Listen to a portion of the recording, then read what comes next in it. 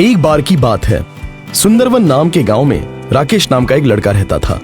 राकेश अनाथ था, उसकी दोनों आंखें नहीं थीं, जिसके बाद से राकेश की परवरिश उसी गांव में शिव मंदिर के पुजारी देवधर महाराज ने की। शिव मंदिर की रखवाली करने वाले देवधर महाराज असल में एक इच्छाधारी नाग थे, लेकिन ये बात किसी को नहीं पता थी। देवधर जी ने राकेश को ऐसी परवरिश दी जिससे राकेश बंद आंखों से भी सबको देख और महसूस कर सकता था। सभी गांव वाले इसे एक चमत्कार मानते और हैरान रहते। एक दिन पूर्णमासी की रात जब देवधर महाराज अपने नाग रूप में एक गुफा की ओर जा रहे थे, तब गांव के एक आदमी की उन पर नजर पड़ी और वो डर गया। आदमी बोला, हे भगवान, इतना बड़ा जहरीला काला सांप अगर ये जीवित रहा तो जरूर गांव में किसी बच्चे को नुकसान पहुंचा सकता है। ऐसा सोचते हुए उसने अपने साथियों के साथ नाग रूपी देवधर महाराज पर वार किया और उनकी मृत्यु हो गई। और अगले दिन सभी को लगा कि महाराज देवधर गांव छोड़कर कहीं और चले गए हैं और ये राज ही रह गया। अब गुरुजी के बाद मंदिर और गांव की जिम्मेदारी राकेश के कंधों पर आ गई थी। उनकी मौत के बाद एक दिन गांव में बड़ी महामारी फैल गई। लोग बीमार होने लगे और सबको लगता था कि अब कोई नहीं बचेगा। जब राकेश ध्यान कर रहा था तभी रामू काका वहां आए और उन्होंने कहा, अरे बेटा, गांव में इतनी बड़ी महामारी आई है, सब लोग बीमार पड़े हैं। मुझे तो लगता है पूरा गांव ही खत्म हो जाएगा और तुम यहाँ बैठकर ध्यान कर रहे हो। तुम्हें तो तुम्हारे घर पर होना चाहिए।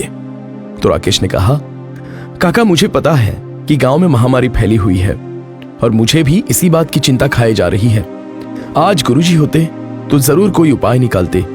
तो रामू काका ने कहा, लेकिन तुम ध्यान करते हो, पूजा करते हो, तो ईश्वर से बोलो कि हम सबको इस दुख में से निकाले, और अगर नहीं निकाल सकते तो तुम्हारी ये पूजा व्यर्थ है। अब तो भगवान पर से भी भरोसा उठने लगा है। रामू काका की बात सुनकर राकेश परेशान हो गया और अपने घर चला गया। रात को सोते वक्त राकेश के सपने में गुरुजी आए। गुरुजी ने कहा, बेटा, मैं जानता हूं गांव में फैली महामारी से तुम्हारा मन बेचैन है। तो राकेश ने कहा, जी गुरुजी, जिस प्रकार इस गांव में यह महामारी फैली हुई है, अब आप ही कोई हल बताइए। तो गुरुजी ने कहा, इसका निदान तो तुम ही कर सकते हो। तो राकेश बोला, लेकिन कैसे? गुरुजी बोले, गांव से दूर दक्षिण दिशा की ओर एक अमृत कुंड है। वहां से लाया हुआ अमृत जल गांव वालों के लिए औषधि का काम करेगा। लेकिन एक बात का ध्यान रखना कि उस अमृत कुंड का जल एक पहेली है। वो जल एक पहर विष का काम करता है और दूसरे पहर पूर्णमासी की रात की रोशनी पड़ते ही वो औषधि बन जाता है। राकेश की सुबह जैसे ही आंख खुली, वो दक्षिण दिशा की ओर चल पड़ा। वहां से सरला दादी खांसते हुए आ रही थी। उसने कहा, अरे राकेश बेटा, ये तुम कहाँ जा रहे हो? बेटा, किसी के घर मत जाना। ये गांव अब पहले जैसा नहीं रहा। राकेश ने कहा, बस दादी, इसी बीमारी से गांव को मुक्त करवाने के लिए जा रहा हूं। तो सरला दादी बोली, लेकिन बेटा, ध्यान से जाना, कहीं तुम खुद किसी मुसीबत में ना पड़ जाना। राकेश बोला, मुझे मेरी परवाह नहीं है दादी, मुझसे मेरे गांव की यह हालत देखी नहीं जाती। राकेश सच्चे मन से मंत्र पढ़ते हुए उस काले घने जंगल में बने कुंड तक पहुंच गया। उस कुंड का एक हिस्से का पानी साफ चंडी की तरह चमक रहा था और दूसरे हिस्से का जल कोयले की तरह काला था। राकेश ने इस पहेली को समझते ही काले हिस्से वाला पानी लिया और उसमें पूर्णमासी के चांद की रोशनी पड़ते ही वो काला पानी स्वच्छ हो गया और राकेश ने गांव के नदी में वो औषधि जल मिला दिया, जिसे पीने के बाद धीरे धीरे सभी की महामारी दूर हो गई। रामू काका बोले, राकेश, मुझे माफ कर दो बेटा, मैंने तुम्हारी श्रद्धा का निरादर किया था। तुम्हारी भक्ति सच्ची है। लेकिन राकेश, अब हमारी जान तो बच गई है, लेकिन अब हम जिंदा कैसे रहेंगे?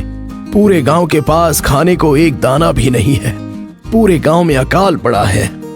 तो राकेश बोला, भगवान पर भरोसा रखिए काका, सब ठीक हो जाएगा।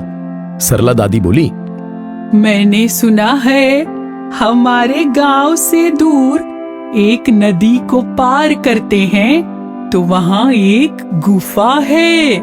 उसमें पुराना राजा महाराजाओं के जमाने का खजाना छुपा है।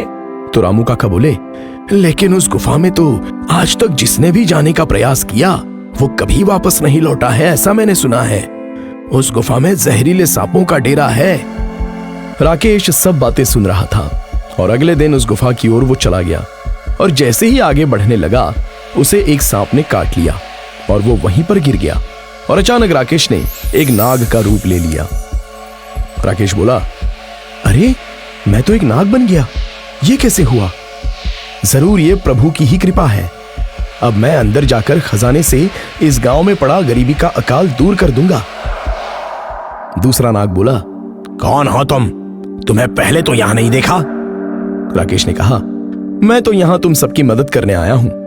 तो दूसरा नाग बोला, हमारी क्या मदद करोगे, तुम तो खुद ही एक नाग हो। तभी राकेश इंसानी रूप में आ जाता है। दूसरा नाग बोलता है, अरे एक इंसान, काट लो इसे। राकेश कहता है, रुको रुको, मेरी बात तो सुनो। मैं यहां तुम्हें नुकसान पहुंचाने नहीं आया हूं, बल्कि मैं तो तुम सबकी मदद करने के इरादे से यहां पर आया हूं। बताओ तुम सब यहां क्यों हो?